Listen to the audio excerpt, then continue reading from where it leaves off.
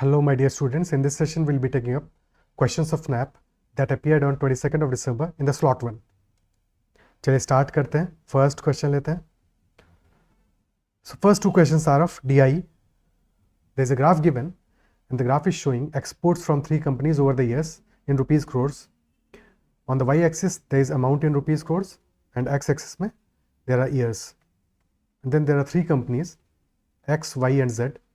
First question is, for which of the following pairs of years the total export from the 3 companies together are equal? Okay, then options are given. For year 1993, exports की value क्या है, sum क्या है? This is 30 plus 60, 90 plus 80, 170, 170. For 1994, this is 40 plus 60, 100 plus 90, total is 190, 190. Then for 1995, this is 120 plus 60, 180 plus 40, 220, 220. For 1996, this value is 90 plus 70 plus 60. So 90 plus 70, 160 plus 60, that is also 220. So definitely इन दोनों years का match कर रहा है, 1995 का और 1996 का. So our answer will be option D. Easy question. Clear है? Next question लेते हैं.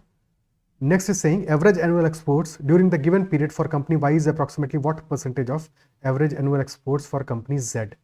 यानी दोनों का एवरेज हमें वैल्यू निकालना है. बेसिकली दोनों के लिए same year number of years है, सम निकाल लेंगे और सम का रेशियो ले लेंगे, वही हमारा एवरेज का रेशियो कहलाएगा. सो फॉर कंपनी वाई हमारा है ग्रीन में.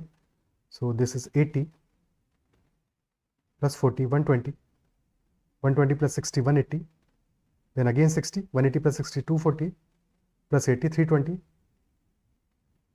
प्लस 100, 420 प्लस 140, यानी कि y के लिए the number is 560. Z is in red, 60 plus 90, 150 plus 120, 270 plus 90, 360, 420,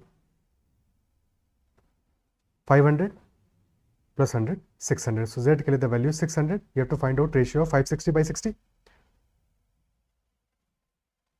20 से divide करें, this will become, एक सेकेंड, 600 है, 560 by 600. सो 20 से डिवाइड करने पे this will come out to be what, 40 से डिवाइड हो जाएगा, 14 by 15 आ जाएगा, 14 by 15 आ जाएगा, और 1 by 15 हमारा होता है 6.66%. सो this is 100% minus 6.66%. Option D 93.33. Clear. Next question. A railway half ticket costs half the full fare and the reservation charge is the same on half ticket as on the full ticket. If one reserved first class ticket from Bombay to Ahmedabad costs rupees 648 and one full and one half reserved first class ticket costs rupees 981. So what is the basic first class full fare and what is the reservation charge in rupees? जो भी options हर एक question में दिए हैं, except some of the, जैसे ये दोनों में ऑप्शंस तो यही रहेंगे एग्जाम में, but for many of them वो ऑप्शंस मैंने क्रिएट किए. ठीक है, एग्जाम वाले ऑप्शंस नहीं है, एग्जाम वाले इक्के दुक्के रखे हैं जो पता है, जहाँ पे पता है कि नॉन ऑफ दीज ऑप्शन है वगैरह वगैरह, but in general options are created. ठीक है, तो ऑप्शंस के बारे में उतना नहीं सोचना है, but yes in this particular question there is a way to solve बाद में करेंगे, पहले सोच लेते हैं, बिकॉज एग्जाम में एक ऑप्शन एक्चुअल में हमारा यहाँ पे क्या दिया हुआ है कि one reserved first class ticket from Bombay to Ahmedabad cost rupees 648. यानी मतलब क्या हुआ, देखो एक तो हमारा है full fair, let us say full fare is equal to F. ठीक है, और फिर है reservation charge, late us say that is are. तो जो फुल टिकट होगा हमारा,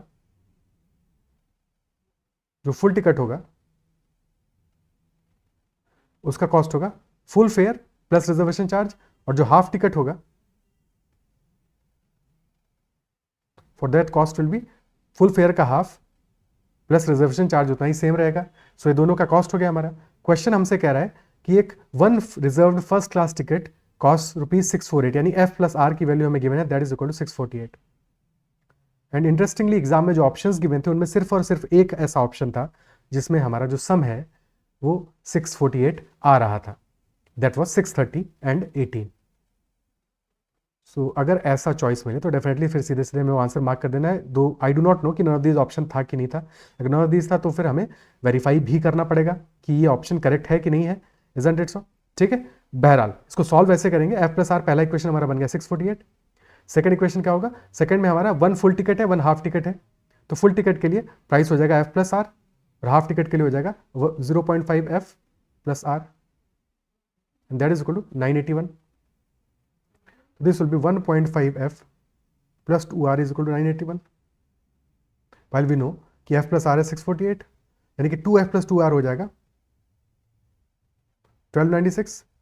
डिफरेंस कितना आ गया इनका, difference is 315 and that is equal to 0.5 F, यानी कि F की वैल्यू यहाँ से आ जाएगी 630 और फिर R की वैल्यू आ जाएगी 18. So we can solve it. Option B will be the answer. Clear है, ठीक है. बट अगर ऑप्शंस में गिवन हो तो फिर इतना टाइम भी क्यों लगाना है. अगर हमें पता है कि नॉन ऑफ दीज नहीं है और एक ही ऑप्शन मैच कर रहा है, डेफिनेटली वही आंसर होगा. There is no doubt about it. Next question देखते हैं. अगला सवाल कह रहा है number n when divided by 16 gives the remainder of 12. So n is 16 का multiple plus 12. When it is divided by 24 it gives the remainder of 20, यानी कि 24 के मल्टीपल से 20 ज़्यादा है. Okay. Next when it is divided by 25 it gives a remainder of 21, यानी कि 25 के मल्टीपल से 21 ज़्यादा है एंड सो ऑन. ये 36 के मल्टीपल से 26, एक सेकेंड, 36 है क्या है वैल्यू, 36 के मल्टीपल से 32 ज़्यादा होगा आई गेस. यहाँ पे थोड़ा वैल्यू में चेक कर लेना है. 36 से 32 ज़्यादा होगा अगर 36 ही हमारा वैल्यू था, ठीक है. बट आई डोंट थिंक 36 था, 36 नहीं था आई गेस. 24 हो चुका है. 24 हो गया. 16, 24, 25 एंड देन अगला वैल्यू क्या रहा होगा, 30 रहा होगा. हाँ 30 था. 26 तो सही है, ये वैल्यू हमारा 30 था. This was not 36, this was 30. सो 30 के मल्टीपल से दिस इज 30m प्लस 26. अब ये सारे चीज़ों में आइडेंटिफाई कर सकते हैं. 16 से जब इसको 16 से डिवाइड कर रहे हैं तो रिमाइंडर बच रहा है 12 which is 4 less than 16. 4 less than 16. Similarly 24 से डिवाइड कर रहे हैं तब भी 4 लेस देन आ रहा है. 25 से डिवाइड कर रहे हैं तब भी 4 लेस देन आ रहा है और 30 से डिवाइड कर रहे हैं तब भी 4 कम आ रहा है. विच इंप्लाइज कि यहाँ पे हमें क्या करना पड़ेगा, हर एक केस में हमारा जो रिमाइंडर है दैट इज -4. नेगेटिव में अगर बात करें तो सो अगर हम एलसीएम ले लें इन सारी वैल्यूज़ का, क्योंकि मिनिमम वैल्यू हमें चाहिए, मिनिमम वैल्यू ऑफ n. अगर एलसीएम ले लें 16 का, 24 का, 25 का और 30 का और फिर उसमें से हम 4 सब्ट्रैक्ट कर दें, सो हमें अपना आंसर मिल जाएगा. यानी कि आंसर हमारी सारी कंडीशन को सेटिस्फाई कर देगा. 16, 24, 25, 30 का एलसीएम क्या आएगा 25. 5 का तो स्क्वायर आने वाला है. देन 24 ले लिया हमने. 24 है 8 × 3 यानी कि 3 आ रहा है, 8 आ रहा है. और हमको क्या चाहिए, क्योंकि 16 से भी डिवाइड होना चाहिए इसलिए एक और 2 चाहिए हमको. तो 24 × 2 is 48. 48 × 25 will be 1200. So LCM आ जाएगा 1200 और माइनस करेंगे 4 तो answer will be 1196. Clear, option C.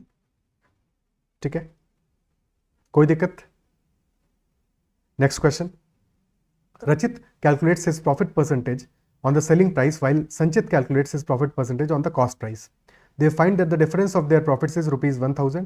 If the cost price for both of them are the same and the profit value calculated by both is 25%, then we have to find the actual cost price. इस question में थोड़ा सा मुझे doubt ये है कि exam में क्या एक्चुअल कॉस्ट प्राइस पूछा था और क्या एग्जाम में कॉस्ट प्राइस इक्वल दिया था या सेलिंग प्राइस इक्वल दिया था. तो ये चीज़ कमेंट में मेंशन कर देना अगर कोई डिफरेंस है तो.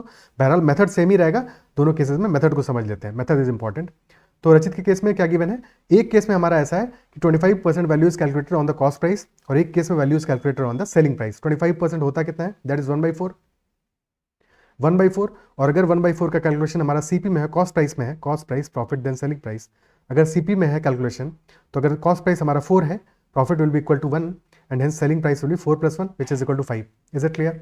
सेकंड केस में अगर हमारा जो कैलकुलेशन है 1/4 का वो कैलकुलेशन सेलिंग प्राइस पे है तो selling price will be equal to 4, profit will be equal to 1 and hence cost price will be equal to 3. Is that clear. फिर कंडीशन हमें गिवन है कॉस्ट प्राइस दोनों का सेम है तो दोनों का कॉस्ट प्राइस हमको सेम करना पड़ेगा. पहले वाले केस में 4 है, दूसरे में 3 है. पहले में मल्टीप्लाई कर दो 3 से, दूसरे में कर दो 4 से, सेम हो जाएगा. सो अब हमारा कहानी क्या बना, पहले वाले केस में हमारा कॉस्ट प्राइस क्या हो गया, ठीक है, क्या हो गया कॉस्ट प्राइस. कॉस्ट प्राइस हो गया 4 × 3 12, दूसरे में भी हो जाएगा 12. प्रॉफिट हो जाएगा पहले में 3, दूसरे में हो जाएगा 4 एंड सो ऑन. सिमिलरली हमारा सेलिंग प्राइस हो जाएगा 15 एंड 16. क्वेश्चन में दोनों के प्रॉफिट का डिफरेंस दिया, यानी 3 और 4 के बीच का डिफरेंस दिया हुआ है, दैट डिफरेंस यानी कि 1 unit is equal to ₹1000। And if cost price पूछा है, एक्चुअल कॉस्ट प्राइस पूछा है, तो एक्चुअल कॉस्ट प्राइस की वैल्यू क्या है, 12 यूनिट्स है, तो 12 यूनिट्स हो जाएगा हमारा ₹12,000 के बराबर। Is it clear? अगर हमसे सेलिंग प्राइस इक्वल दी होते तो सेलिंग प्राइस में मल्टीप्लाई करते, पहले वाले 4 करते, दूसरे में 5 करते, फिर इक्वेट करते। क्लियर है? ठीक है। और फिर अगर जो भी वैल्यू हमसे पूछी होगी, मेथड यही रहेगा, अप्रोच यही रहेगा। अगर कुछ डिफरेंस में पूछा है तो कमेंट में मेंशन कर देना कि सर ये नहीं पूछा था, यहाँ पे सेलिंग प्राइस पूछा था या सेलिंग प्राइस सेम था, जो भी रहेगा। ठीक है, अप्रोच हमारा यही रहने वाला है। नेक्स्ट क्वेश्चन चलते हैं। अगला सवाल कह रहा है average number of printing errors in a book of 512 pages is 3। Average number of printing errors पर पेज, ठीक है, पर page in a book is 3. If total number of printing errors in the first 204 pages is 156, then we have to find out average number of printing errors in the remaining pages. तो पहले 204 pages में क्या कहानी है, 1 से लेकर 204 pages तक total number of errors कितनी है, 156 है। इसके बाद एज्यूम कर लेते हैं लेट अस से कि x एवरेज है, 205 से लेकर 512 पेज तक टोटल पेजेस बचे कितने हैं, 512 माइनस 204 यानी कि 308 पेजेस बचे हैं। और अगर हर एक पेज में ऑन एन एवरेज हमारा जो एरर है दैट इज लेट अस से ई है, ई एवरेज है, तो 156 प्लस 308 ई, this should be equal to what, total 512 pages में पर पेज एरर 3 है, तो 512 इंटू 3, ये क्वेश्चन हमारा बन जाएगा। सॉल्व कर लेंगे अब इसको, तो 308 E will be equal to 512 into 3 which is equal to 1536 minus 156, यानी ये वैल्यू आ गया हमारा 1380। So E will be equal to 1380 divide by 308, कितना आ रहा है ये, 308 से 4 टाइम्स जाएगा तो 432 1232 हो गया।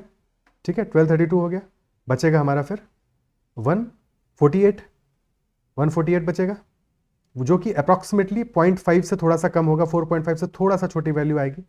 ठीक है, लेस देन 4.5 आएगा, 4.47 4.48 के आसपास की वैल्यू आएगी, जो कि ऑप्शंस में नहीं गिवन है। ऑप्शन डी हमारा आंसर हो जाएगा, एग्जाम में ऑप्शन में गिवन नहीं थी वो वैल्यू। ठीक है, so option none of these answer होगा इस केस में। क्लियर है?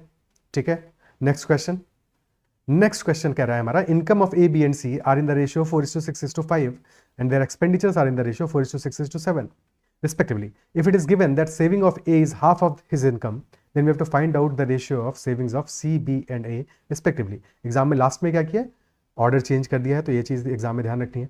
ठीक है, स्टार्ट में बात कर रहा है ए बी और सी का जो इनकम है, इनकम का रेशियो है 4:6:5 का, 465 का, 465 का, और एक्सपेंडिचर का रेशियो है 467 का। डायरेक्टली इक्वेट नहीं कर सकते बिकॉज हमें नहीं पता कि ये तो रेशियो है, एक्चुअल वैल्यूज क्या है नहीं पता है, बट हमें एक एडिशनल इंफॉर्मेशन दिया है that saving of A is half of his income, but saving तो हमें गिवन नहीं है, हमें क्या गिवन है, एक्सपेंडिचर। बट अगर सेविंग हाफ है, यानी अगर इनकम 1 रुपये होती तो सेविंग 1/2 है। ठीक है, सेविंग 1/2 है, यानी एक्सपेंडिचर कितना होगा, वो भी तो 1/2 होगा, यानी कि expenditure will be half that of the income. Is it clear? ठीक है, half that of the income, यानी कि एक्सपेंडिचर को हाफ बनाना पड़ेगा ए के लिए। ठीक है, यहां पे देखो इस क्वेश्चन में आसानी क्या की है कि ऑलरेडी हमें ए के लिए दोनों वैल्यूज इनकम और एक्सपेंडिचर का रेशियो में 4 और 4 दिया हुआ है, बट कोई और क्वेश्चन ऐसा हो सकता था, इसलिए पहले इसको सॉल्व करने से पहले दूसरी बात समझ लेते हैं। लेट अस से हमें दिया होता रेशियो में ए के लिए कि इनकम का जो वैल्यू आ रहा है ए के लिए रेशियो में वो आ रहा है 5 यूनिट्स, और एक्सपेंडिचर का जो वैल्यू आ रहा है वो आ रहा है लेट अस से 7 यूनिट्स। ठीक है, आगे की कहानी जो भी रहती वो बाद वाली चीज़ है। और अब हमें देखना है कि हमें ये पता है इनकम और एक्सपेंडिचर का रेशियो है वो कितना है, एक्सपेंडिचर इनकम का 1/2 है। तो पहला काम हम ये करेंगे, चाहे मिक्सचर एलिगेशन में हो चाहे कहीं भी रेशियो में हो, सबसे पहले इन रेशियोज को हमें इक्वल करना पड़ेगा। और इक्वल करने के लिए क्या करेंगे, पहले वाले मल्टीप्लाई करना पड़ेगा हमको 7 से और दूसरे मल्टीप्लाई करेंगे 5 से। अब इक्वल हो गया ये दोनों। अब इनकम और एक्सपेंडिचर का रेशियो हमारा इक्वल हो गया, लेकिन एक्सपेंडिचर हमको क्या चाहिए, हाफ चाहिए, हाफ चाहिए इनकम से, तो इनकम को डबल कर देंगे, यानी कि एक बार 2 से मल्टीप्लाई कर देंगे। क्या ये बात समझ में आती है? ठीक है, तो अब हमारा काम हो जाएगा यहाँ पे दोनों स्टेप करने की जरूरत है, क्योंकि एक स्टेप ऑलरेडी है, दोनों के दोनों इक्वल है, बस इनकम वाले में 2 से मल्टीप्लाई कर देना है। तो इनकम वाला रेशियो हमारा क्या आ जाएगा, इनकम वाला रेशियो आ जाएगा 8:12:10, और एक्सपेंडिचर का रेशियो यही रहेगा जो इतना है 4:6:7। इनकम में से एक्सपेंडिचर घटा देंगे, हमारी सेविंग की वैल्यू आ जाएगी, और सेविंग का वैल्यू आएगा 8 - 4 4, 12 - 6 6 और 10 - 7 3। ये ए बी सी का रेशियो आ गया, बट पूछा है सी बी ए का, तो answer will be 3:6:4, option D. Is it clear? ठीक है, so that will be the answer. Next question पे चलते हैं। नेक्स्ट क्वेश्चन कह रहा है हमारा, out of a deck of 52 cards 7 cards are selected randomly, what is the probability that at least 3 kings are selected. यानी कि हमें क्या चाहिए, कम से कम 3 किंग सेलेक्ट हो, या तो एक केस बनेगा हमारा 7 कार्ड्स टोटल सेलेक्ट करने हैं, एक केस होगा जबकि 3 किंग्स सेलेक्ट होंगे और 4 बाकी कार्ड्स होंगे, 4 अदर्स होंगे, और सेकेंड केस होगा जबकि 4 किंग्स सेलेक्ट होंगे और 3 अदर्स होंगे। ओके, टोटल हमारा सैंपल स्पेस क्या बनेगा यहाँ पे, 52 में से 7 सेलेक्ट करने हैं, यानी टोटल होगा 52C7। इस केस में तरीके कितने होंगे, टोटल 4 किंग्स है, 4 में से 3 सेलेक्ट करने हैं, यानी 4C3, और बचे हुए 48 में से 4, तो into 48C4, and in this case this will B 4C4 into 48C3। इन दोनों को ऐड करके डिवाइड बाई 52C7 कर देंगे। कैलकुलेटिव क्वेश्चन है तो एग्जाम में या तो लास्ट के लिए इसको रखना चाहिए था या फिर स्किप कर देना चाहिए था, बिकॉज कैलकुलेशन है इसमें अच्छी खासी। ठीक है, तो 4C3 क्या हो जाएगा, that will be 4 into 48C4 होगा 48 into 47 into 46 into 45 divide by 4 into 3 into 2 into 1 plus 4C4 will be equal to 1 only, so 1 into 48 into 47 into 46 divide by 3 into 2। इस 4 से ये 4 चला गया। ठीक है, तो यहाँ पे डेफिनेटली हमारा 48, 47, 46 कॉमन आ जाएगा और नीचे 3 इंटू 2 भी कॉमन आ रहा है, सो ये वैल्यू आ जाएगा 48 इंटू 47 इंटू 46 डिवाइडेड बाई 6, और अंदर क्या बच जाने वाला है, अंदर बच जाएगा यहाँ पे 45 और यहाँ पे 1 ही बचेगा, तो 45 प्लस 1। ये तो न्यूमरेटर आ गया, डिनोमिनेटर क्या है 52C7 है, यानी कि 7 स्टेप तक जाना पड़ेगा, तो that will B 52 into 51 into 50 into 49 into 48 into 47 और लास्ट में into 46, and that divided by 7 का फैक्टोरियल, यानी 7 इंटू 6 इंटू 5 4 3 2। ठीक है, 48 47 46 ये सब कैंसिल आउट हो जाएंगे हमारे।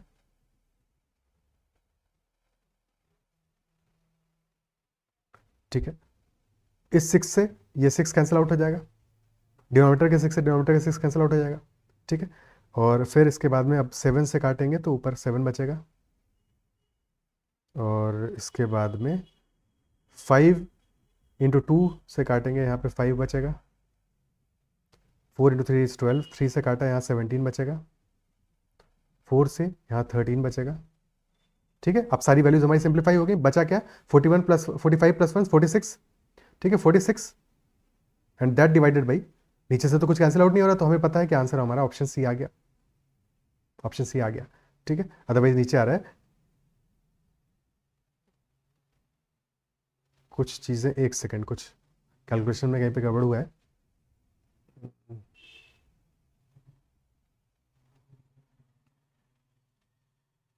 Forty eight into 47 into this और divide by 13 into 17 into 5 into 7।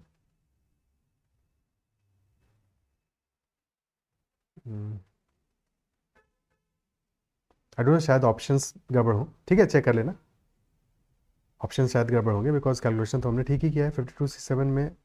ठीक है, बड़ी वैल्यू आएगी ये। ठीक है, चेक कर लेना इसको, शायद ऑप्शंस में कुछ गड़बड़ होगा, बहरहाल।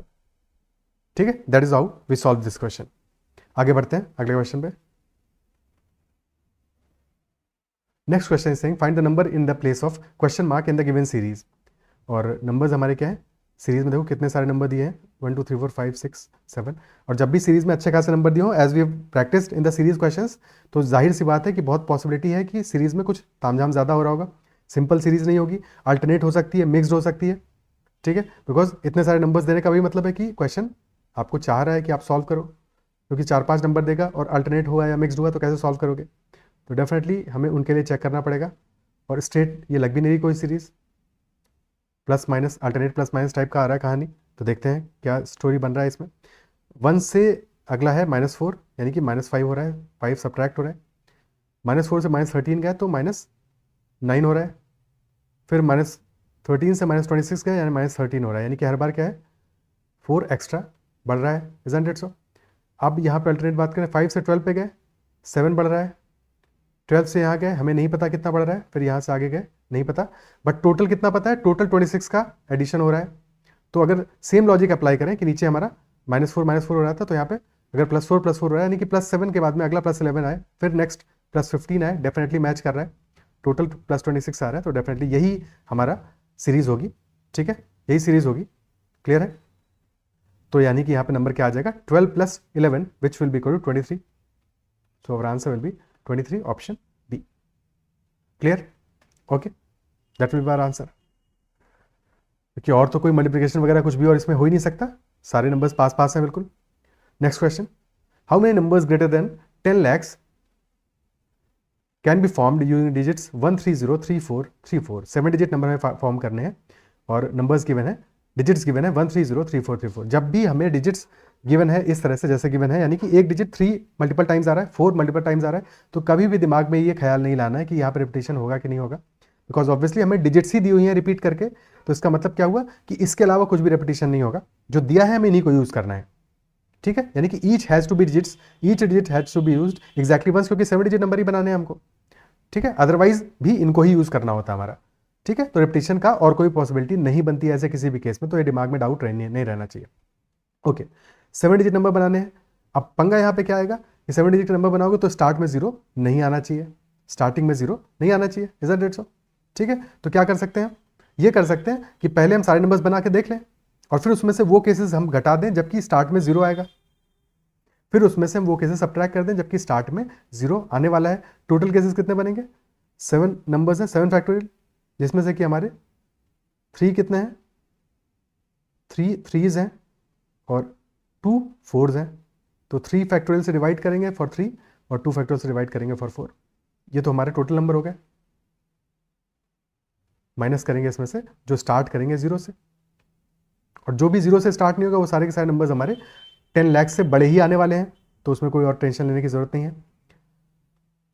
सो अगर हमारा 0 से स्टार्ट कर रहा है नंबर, तो आगे बचे कितने नंबर, 6 नंबर्स बचे हैं, 6 फैक्टोरियल से अरेंज होंगे और डिवाइड बाई 3 3s हैं और 2 2s हैं, 3 फैक्टोरियल इंटू 2 फैक्टोरियल, क्लियर है।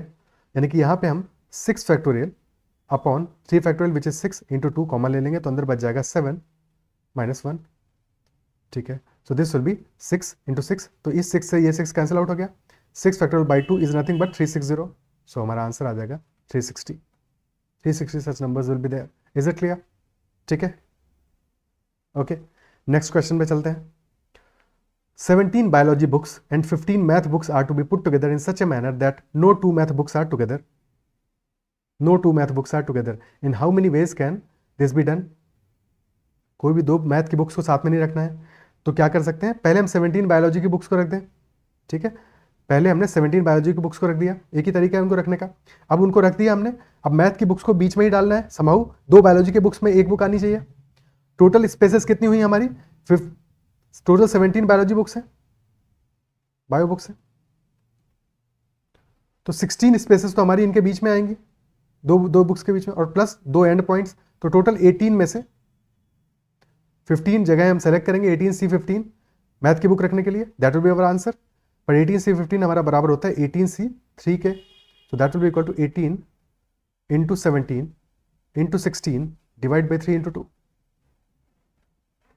तो 6 से गया 3 बचा, so this will be 51 into 16, ठीक है, 16 5 सा 800, सो 816 हमारा आंसर आ जाएगा इस क्वेश्चन में, क्लियर, ऑप्शन डी, कोई दिक्कत। Next question, log of 4 5 6 0 0 plus log of 3 2 4 0 0, values थोड़ा बहुत इसमें डिफरेंट हो सकता है, ऑप्शंस में भी कुछ अच्छा खासा फर्क होगा, बट सिमिलर ऑप्शंस रहे होंगे। अब यहाँ पे हमें क्वेश्चन पूछा गया है कि किस ऑप्शन के बराबर होगा ये, ठीक है। सो अगर हम देखें लॉग ऑफ 4 5 6 0 0 क्या है, that is log of 4.56 into 1000 into 10,000 10 to the power 4 plus log of 32400 हो जाएगा 3.24 into 10,000। So basically we can write this as log of 4.56 plus log of 10,000 कितना है, 10 टू द पावर 4 है, यानी कि this will be equal to 4। Similarly plus log of 3.24 और this will also be equal to 4, तो हमारा answer आ जाएगा ऑप्शन डी। एग्जाम में क्या ऑप्शन दिए थे ये मुझे एग्जैक्टली पता नहीं है, ठीक है, बट या तो ऐसे सॉल्व होगा या फिर ऑप्शंस के हिसाब से हमें देखना पड़ेगा। फॉर एग्जांपल अगर ऐसा कोई ऑप्शन हुआ तो एडजस्ट करेंगे जीरोस को। फॉर एग्जांपल इसके लिए चेक करना हो तो 45 के बाद में हम 0 डेसिमल लगा रहे हैं, विच इंप्लाइज कि यहाँ से हमारा लॉग में ये जब चेंज होगा हमारा तो this will become log of 45.6 plus 3। Similarly ये हमारा हो जाएगा लॉग ऑफ 32.4 प्लस 3। तो जैसी वैल्यूज दी होंगी उस अकॉर्डिंग हम इसको सॉल्व कर लेंगे। Is it clear? बहरहाल इन वैल्यूज के लिए ऑप्शन डी हमारा आंसर होगा। क्लियर है? ठीक है, और कोई भी ऑप्शन और मैच नहीं कर रहा है। Next question, next is if log of a on the base 10 plus log of b on the base 10 is equal to 2, which implies कि log of ab on the base 10 is equal to 2, which implies कि 10 का square 100 is equal to ab। तो a into b जो multiplication है हमारा a और b का वो 100 के बराबर है। Also a minus b is equal to 15। So a और b की वैल्यूज क्या आएंगी? a हमारा आ जाएगा 20 और b आ जाएगा 5। Question is asking then a comma b satisfies which of the following linear equations। तो a comma b हमें गिवन है, यानी कि एक ऑर्डर्ड पेयर है ये। This is a ordered pair. यहाँ पे ऐसा नहीं है कि आप a की जगह पे 20 रखो, b की जगह 5 रखो, या फिर स्वैप कर दो, a की जगह 5 रखो, b की जगह 20 रखो, ऐसा नहीं कर सकते हो। ठीक है, क्लियरली ऑर्डर्ड पेयर है। हमें पता है कि a की वैल्यू क्या आई है, 20 आई है, b की वैल्यू 5 आई है। a और b का डिफरेंस 15 नहीं है, a माइनस b 15 है, दोनों में डिफरेंस होता है। ठीक है, सो a माइनस b 15 है, यानी a क्लियरली 20 है, b 5 है। अगर a और b का डिफरेंस 15 होता तो दोनों केसेस पॉसिबल होते, बट यहाँ पे एक ऑर्डर्ड पेयर हमें गिवन है। ऑलरेडी a और b की वैल्यूज 20 और 5 है, यानी कि 20 और 5 किस इक्वेशन को सेटिस्फाई करेगा, ये क्वेश्चन हमसे पूछ रहा है। पहली इक्वेशन है 4x is equal to y, और x हमारा क्या है, x है 20, y है 5, तो 4 into 20 is equal to 5, not satisfying. Option A is not the right answer. कुछ लोगों ने शायद यहाँ पे ऑप्शन ए मार्क कर दिया होगा गलती से, बिकॉज वही ऑर्डर वाला कंफ्यूजन उनको नहीं क्लियर हुआ होगा। ठीक है, ऑप्शन बी तो डेफिनेटली नहीं है, रूट वूट कहाँ आने वाला है। Option C x is equal to 2y, और x हमारा है 20, 20 इज इक्वल टू 10 नहीं है भैया, तो ऑप्शन डी हमारा आंसर हो जाएगा। ठीक है, एक्चुअल में x is equal to 4y अगर गिवन होता तो हमारा सही होता, पर ये तो गिवन नहीं है, यही आंसर होगा, पर ये है नहीं, तो option D not this option हमारा आंसर होगा। क्लियर है? ठीक है, नेक्स्ट क्वेश्चन पे चलते हैं। अगला क्वेश्चन कह रहा है two poles of height a metres and b metres are m metres apart. The height of the point of intersection of the lines joining the top of each poles to the foot of the opposite pole is what? Okay, तो दो poles हैं हमारे और height उनकी given है a metre and b metre.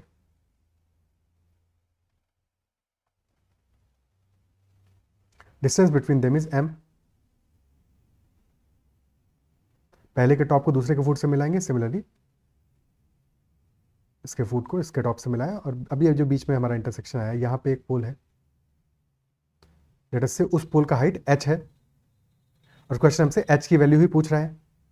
ठीक है, late us से ये जो हमारा डिस्टेंस है this is equal to x, and if this is x तो ये हो जाएगा m माइनस x। क्या ये बात क्लियर है? ठीक है, पहले इसको हाइट एंड डिस्टेंस से सॉल्व करते हैं, फिर इसी बात को हम ज्योमेट्री से समझ लेंगे। क्लियर? ओके, तो हाइट एंड डिस्टेंस अगर हम देखें तो लेट अस से अगर ये एंगल हमारा अल्फा है और ये एंगल बीटा है, तो can we say tan alpha हमारा क्या होगा? tan alpha will be equal to, अगर हम छोटे ट्राइंगल में देखें tan अल्फा हो जाएगा h upon x, capital H upon x, और बड़े ट्राइंगल में देखें तो this will be also be equal to b upon m। b upon m के भी बराबर होगा, isn't it so? Similarly tan beta की बात करें तो tan beta will be equal to h upon m minus x, and that will also be equal to a upon m। Clear है? ये बातें क्लियर है? ठीक है, अब हम किसी तरह से x को हटाना है हमको यहाँ से, पर्पस ये है बिकॉज x तो हमारे आंसर में आना नहीं चाहिए। ठीक है, तो x को कैसे रिमूव करेंगे? सो अगर हम इन इक्वेशंस को पलट दें जुगाड़ के लिए, यानी कि x by h will be equal to m by b, similarly m minus x by h will be equal to m by a। ये पहली इक्वेशन है हमारी, ये सेकंड इक्वेशन है, दोनों को ऐड कर दो, 1 + 2 कर देंगे तो क्या आ जाएगा, x by h plus m minus x by h, and that will be equal to m by b plus m by a। x और m माइनस एक्स एडअप होके क्या हो जाएगा, m ही हो जाएगा, x तो कैंसिल आउट हो जाएगा। ठीक है, so this will become m by h is equal to m into 1 by b plus 1 by a, तो m से m तो कैंसिल आउट हो गया। So 1 by h is equal to 1 by b plus 1 by a, which will be equal to a plus b upon a B, and hence h हमारा हो जाएगा a b upon a plus b. Is it clear? So basically हमारा जो height है that is independent of value of m, वो सिर्फ और सिर्फ a और b पे डिपेंड करती है इस केस में। चाहे डिस्टेंस कुछ भी हो, कितना भी कम या कितना भी ज़्यादा हो, जो हाइट h है वो हमारी कांस्टेंट रहेगी दोनों ही केसेस में। क्लियर है? Option A will be the answer. क्या ये बात समझ में आती है? ठीक है, क्लियर है?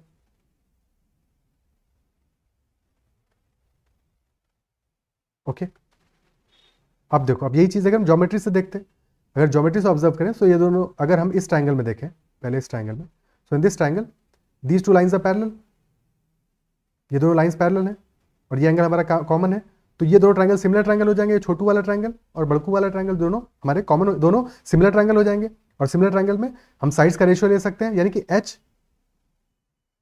यानी कि अगर हम देखें ठीक है, साइड्स का रेशियो ले सकते हैं, यानी कि वो क्या हो जाएगा, m minus x by h will be equal to m by a, लिख सकते हैं ऐसा। ठीक है, चाहे ऐसे लिखो या फिर उसको ऐसे भी लिखा जा सकता है कि h by a will be equal to m minus x by m, दोनों एक ही बातें हैं। ठीक है, दोनों एक ही बात है, दोनों में कोई फर्क नहीं है। और सिमिलरली अब इस वाले ट्राइंगल में देखें यहाँ पे, तो यहाँ पे क्या स्टोरी बनेगा हमारा कि h by b will be equal to x by m। ठीक है, ये दो हमारी इक्वेशन बन गई, दोनों को ऐड कर लेंगे, इक्वेशन 1 प्लस इक्वेशन 2 को, तो h by a plus h by b this will be equal to m minus x by m plus x by m, ये दोनों जोड़ के 1 हो जाएगा, this will be equal to 1, यानी कि h into b plus a by a b is equal to 1, तो यहाँ से हमारा h का वैल्यू आ जाएगा। क्लियर? ठीक है, नेक्स्ट क्वेश्चन पे चलते हैं। अगला क्वेश्चन कह रहा है Somnath and Bhutnath start simultaneously from A and B towards each other with speeds 10 km per hour and 15 km per hour respectively. तो पॉइंट A और पॉइंट B से सोमनाथ और भूतनाथ चलना स्टार्ट करते हैं रिस्पेक्टिवली। सोमनाथ की स्पीड है 10 और भूतनाथ की स्पीड है 15। Question is saying if they cross each other after 12 minutes at point C, यानी कि 12 मिनट्स के बाद में they will be crossing each other, और जाहिर सी बात है जिसकी स्पीड ज़्यादा है वो ज़्यादा चला होगा। ठीक है, 12 मिनट से टोटल डिस्टेंस ट्रेवल्ड इनके द्वारा क्या होगा, दोनों ऑपोजिट डायरेक्शन में जा रहे हैं, तो रिलेटिव स्पीड हमारी एडअप हो जाएगी, यानी स्पीड क्या हो जाएगी 10 प्लस 15। टोटल डिस्टेंस अगर हमें निकालनी है ए बी, तो a b will be equal to what, relative speed multiplied by time which is 12 minutes, यानी 12 by 60, this will be 25 divide by 5 which is equal to 5 kilometres. Okay, ठीक है, but question हमसे क्या पूछ रहा है, question हमसे एक्चुअल में ये नहीं पूछ रहा है, ठीक है, ये अननेसेसरी हमने निकाल लिया। क्वेश्चन हमसे ये पूछ रहा है if they cross each other after 12 minutes at point C, find how much time will Somnath take in going from C to B and then coming back to point C, यानी कि सोमनाथ को पॉइंट सी से B तक जाना है और फिर लौट के आना है, यानी कि हमें सी बी डिस्टेंस चाहिए। ओके, तो सी बी डिस्टेंस के लिए सिर्फ और सिर्फ बी का स्पीड इंपॉर्टेंट है, तो कितना डिस्टेंस ट्रेवल किया बी ने, C B will be equal to 15 into 12 by 60 which is 3 kilometres. Somnath को ट्रैवल करना है, 3 किलोमीटर जाना है और 3 किलोमीटर लौट के आना है, टोटल डिस्टेंस ट्रैवल्ड हो जाएगी सोमनाथ की 6 किलोमीटर और स्पीड है 10, तो टाइम लगेगा इसको 6 kilometre divided by 10 kilometre per hour, यानी कि 3 by 5 hour which will be minutes में कितना होगा, 3 into 12 36 minutes. Clear? Okay, option C answer हो जाएगा। क्लियर है? ठीक है, कोई दिक्कत? ये तो हो गया सॉल्व करने का एक तरीका हमारा, जहां पे हमने डिस्टेंस निकाला प्रॉपर्ली इसको सॉल्व किया, पर क्या इतना करने की ऐसा हमको जरूरत थी, क्या इतना करने की जरूरत थी? देखो ये समझो कि सोमनाथ ने 12 मिनट्स में ये डिस्टेंस ट्रेवल किया है और सोमनाथ की स्पीड कितनी है, 10 है। ठीक है, और भूतनाथ ने 12 मिनट्स में डिस्टेंस ट्रेवल किया है और भूतनाथ की स्पीड कितनी है, 15 है। ठीक है, सो अब ये सोचो सोमनाथ को ये डिस्टेंस ट्रैवल करनी है, डिस्टेंस तो सेम है,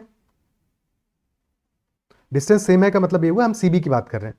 ठीक है, कि जब सीबी डिस्टेंस भूतनाथ ने ट्रैवल की थी तो भूतनाथ का स्पीड क्या है, भूतनाथ और सोमनाथ का स्पीड का रेशियो क्या है, स्पीड का रेशियो है 15:10 या 3:2 का, और अगर सेम डिस्टेंस सीबी वो ट्रैवल करेंगे तो टाइम का रेशियो क्या आ जाएगा, ठीक उल्टा आ जाएगा, टाइम का रेशियो आ जाएगा 2:3 का, यानी भूतनाथ को अगर 2 यूनिट टाइम लगा है तो सोमनाथ को लगेगा 3 यूनिट टाइम, और 2 यूनिट टाइम की वैल्यू हमें गिवन है कितना, 12 मिनट्स, यानी कि 1 unit is equal to 6 minute, Somnath को टाइम लगेगा 3 इंटू 6 18 मिनट्स का एक साइड का, और दोनों साइड का होगा 18 by into 2 which will be equal to 36 minutes. और अगर ये तरीका आप बार बार प्रैक्टिस करोगे तो फिर इतना करने के लिए आपको लिखना नहीं पड़ेगा। ठीक है, आप सीधे देख के ऑब्जर्व कर लोगे कि 2 और 3 का रेशियो है स्पीड का, यानी कि टाइम का रेशियो 3:2 होगा। 2 12 के बराबर है, 3 18 के बराबर होगा, 18 इंटू 2 36 हमारा इस क्वेश्चन का आंसर हो जाएगा। Is it clear? ठीक है, आगे बढ़ते हैं, अगला क्वेश्चन लेते हैं। Next question is saying a quadratic equation is given x square minus m x plus n is equal to 0। Equation हमारा है x square minus m x plus n is equal to 0, और question कह रहा है tan alpha and tan beta are the roots of the equation. Sum of roots क्या होगा? सम of fruits लिख रहे हैं सम ऑफ फ्रूट्स नहीं, सम ऑफ रूट्स क्या होगा? तो सम ऑफ रूट्स हमारा हो जाएगा m which is equal to tan alpha plus tan beta,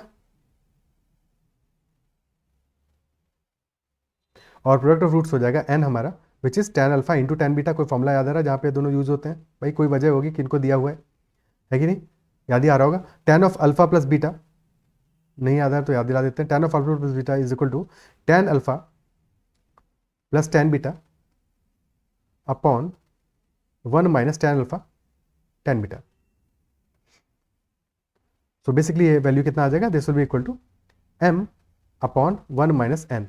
clear है? तो tan of alpha plus beta हमारा आ गया m अपॉन 1 माइनस n, और ये हमने निकाला क्यों? बिकॉज हमें sign square alpha plus beta की वैल्यू चाहिए है। अब यहाँ पे मेरी बात को ध्यान से सुनना, ठीक है? इसके बाद में अब तुम फॉर्मूला लगाओगे साइन को tan का, ठीक है, कि 1 plus 1 upon tan square is equal to, वो सब कहानी करोगे, वो सब फॉर्मूला हमें नहीं लगाना है, उतना नहीं सोचना है, उतना करने की जरूरत नहीं है, क्योंकि फॉर्मूले याद रखने पड़ते हैं। ठीक है, दिमाग पे इतना जोर दोगे तो दिमाग भी तो थकेगा। ठीक है, थोड़ा सा कॉमन सेंस अप्लाई करते हैं, थोड़ा चीज़ों को समझते हैं। हमारे साइन टैन कॉस होते क्या है? ये रेशियोज ही तो है, रेशियो है साइड्स के, है कि नहीं?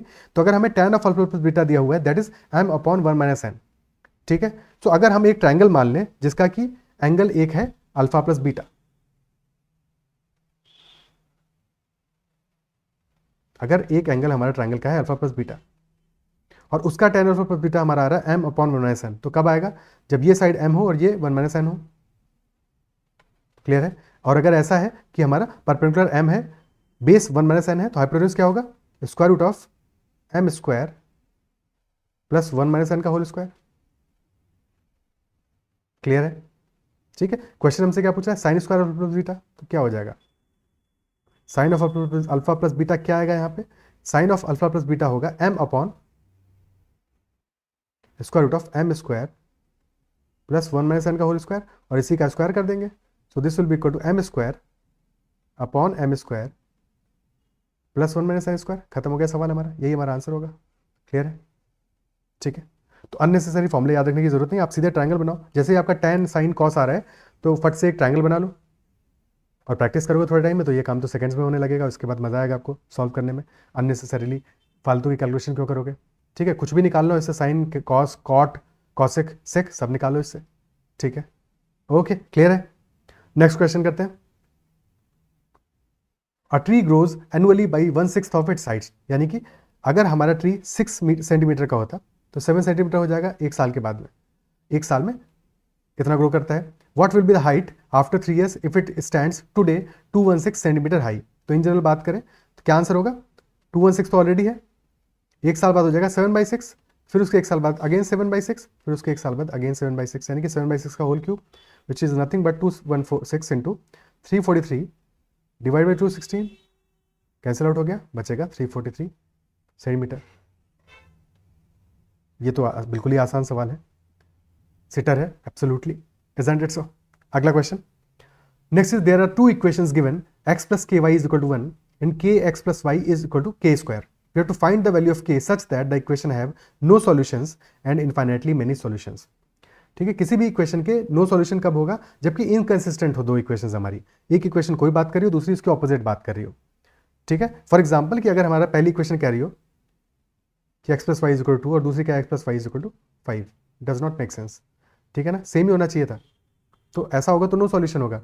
और इनफाइनिटी मेनी सॉल्यूशन कब होंगे?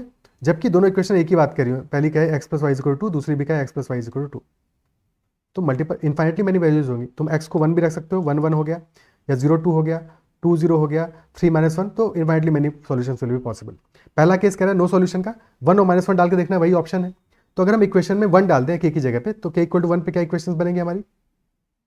k इक्वल टू 1 पे पहली इक्वेशन हो जाएगी x plus y is equal to 1, और सेकंड हो जाएगी x plus y is equal to 1। दोनों सेम हो गई भैया। सेम यानी कि infinitely many, infinitely many, infinite solution हो जाएंगे। ठीक है, यानी कि k इज इक्वल टू 1 पे हमारे इन्फाइनेट सॉल्यूशन हो रहे हैं। और अगर ऐसा है तो फिर a या c तो आंसर नहीं होगा हमारा। नो सॉल्यूशन के लिए क्या करेंगे? अब k is equal to -1 put करके देख लेते हैं इक्वेशन में। k इज इक्वल टू -1 पे क्या हो रहा है? फर्स्ट इक्वेशन हो जाएगी x -1 इज इक्वल टू 1, और सेकंड हो जा रही है -x plus y is equal to 1। पहली है x माइनस वाई, दूसरी है -x प्लस वाई, तो इसके हिसाब से तो ये -1 होना चाहिए था। तो डेफिनेटली यहाँ पे नो सॉल्यूशन आएगा, दोनों इनकंसिस्टेंट है। ऑप्शन डी हमारा आंसर हो जाएगा, -1 and 1। ठीक है, क्लियर? ऑर्डर का ध्यान रखना है ऐसे क्वेश्चन में हमेशा, क्योंकि उल्टा भी कभी भी मार्क कर सकते हो। Next question, find 1/3 of the total degrees hour hand turned between 6 AM to 12 AM। 6 AM से 12 AM के बीच में आवर हैंड कितना, जितना डिग्री टर्न किया उसका 1/3 का वैल्यू क्या होगा? ये आई गेस दिस क्वेश्चन, ये क्वेश्चन शायद LR का है। एनीवे, कितने क्वेश्चन हम लोग कर चुके हैं ये देख लेते हैं। 1 2 3 4 5 6 7 8 9 10 11 12 13 14 15 16 17 18 कर चुके हैं। तो 2 क्वेश्चन और अभी बचे होंगे, और बाकी 1-2 LR वाले भी क्वेश्चन है। ठीक है, तो वो भी निपटा लेते हैं। तो find 1/3 of the total degrees hour hand turned between 6 AM to 12 AM। तो 6 AM से 12 AM के बीच पूछ रहा है। 12 AM कब आएगा? 6 AM मॉर्निंग में, और 12 AM अब कब आने वाला है? 18 आवर्स के बाद में आएगा, बिकॉज 12 PM आता है नून में। तो ठीक है, तो 18 आवर्स में कितना टर्न करेगा आर हैंड? 12 आवर्स में 360 टर्न करता है, तो 18 आवर्स में टर्न करेगा, या 1 आवर में 30 डिग्री टर्न करता है, तो 18 × 30, और 1/3 चाहिए हमको, डिवाइड बाई 3 कर दो, तो 6 × 30 यानी 180 डिग्री हमारा आंसर हो जाएगा, option B. Clear? Next question, a trader purchased some small mirrors and some large mirrors. इसमें शायद वैल्यूज में कुछ डिफरेंस होगा, या क्वेश्चन में कुछ कहीं पे अगर कुछ डिफरेंस है तो कमेंट में जरूर मेंशन कर देना। ठीक है, बाकी लीनियर इक्वेशन का क्वेश्चन है, इजी क्वेश्चन है। A trader purchases some small mirrors and some large mirrors. In total he purchased 1500 mirrors, यानी कि small mirrors और large mirrors को मिला के टोटल 1500 mirrors को परचेज किया है उसने। If price of one small mirror was rupees 600 and that of one large mirror was rupees 150 and he purchased mirrors of total rupees 7,65,000, then how many small mirrors did he purchase? तो total कितना आया हमारा? 600 है small mirror के लिए, तो 600 × S, plus large mirror के लिए 150, तो 150 × L, and that total is 765,000। 150 यहाँ पे कॉमन आ जाएगा। ठीक है, तो 150 को दोनों साइड से कॉमन ले लेते हैं, तो इक्वेशन बन जाएगा 150 × 4S plus L, that is equal to, यहाँ पे कितना आएगा? 150 से डिवाइड करेंगे तो 765,000 डिवाइड बाई 150, 0 से गया 0, 15 से काटा, 15 5 75, 5100, तो ये वैल्यू आ रहा है 150 × 5100। 150 को उड़ा दिया। ठीक है, तो 4S प्लस L है 5100 और S प्लस L है 1500, सब्ट्रैक्ट कर देंगे तो यहाँ से 3S आ जाएगा हमारा 3600, and hence S will be equal to 1200। अब अगर कोई वैल्यूज में डिफरेंस होगा तो भी सॉल्व तो ऐसे ही करेंगे, बाकी डिफरेंस होगा तो देखा जाएगा। ऑप्शन सी बहरहाल इन वैल्यूज के लिए इस क्वेश्चन के लिए आंसर हो जाएगा। Is it clear? ठीक है, समझ में आ रहा है? Next question, find the odd one out in the given series. Series हमको गिवन है, इसमें odd one out find out करना है, और वैल्यूज हैं 164, 729, 1000 एंड 4096। 1 तो कुछ भी हो सकता है, 1 का क्यूब, पावर 4, पावर 2, जो चाहो वो कर लो। 64 हमारा क्या है? 2 to the power 6 है, या 4 का क्यूब भी हो सकता है। 729 3 to the power 6 है, या 9 का क्यूब भी हो सकता है। दिस 1000 ये क्या है? ये हमारा है 10 का क्यूब।